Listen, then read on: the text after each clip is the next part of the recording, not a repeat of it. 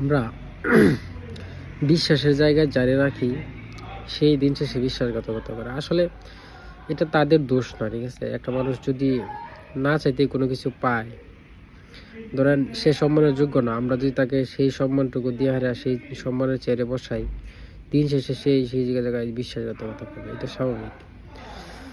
আমরা যারা যোগ্য তাদের কিন্তু আমরা যোগ্য মনে করি না, ঠিক আছে?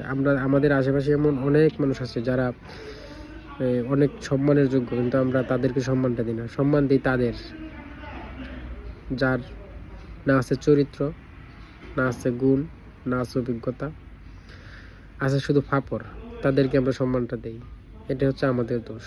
দিন শেষে আমরা ঠকি এই কারণেই।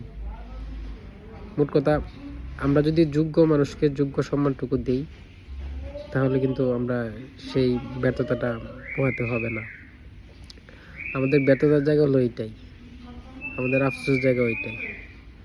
আমরা একটা জিনিস হারালে তারপরে বুঝি যে এটা হারিয়ে গেছে, কিন্তু যখন থাকে তখন কিন্তু আমরা বুঝি না বা এটার দামও দিই না, এটার কদরও করি না। তাই আমরা নিজেদের দোষে নিজের আফসোস করি বা নিজেরা তারপরে আমরা দোষারোপ করি কপাল অথবা তকদিরকে।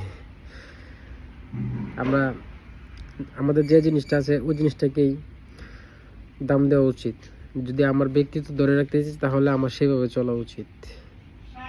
মানে কে কিভাবে চললো সেটা দেখার বিষয় না, বাট আমি কিভাবে চললাম, আমি কতটুকু নিজেরা সৎ রাখতে পারলাম, কতটুকু হালাল পথে থাকতে পারলাম, সেইটা দেখার বিষয়।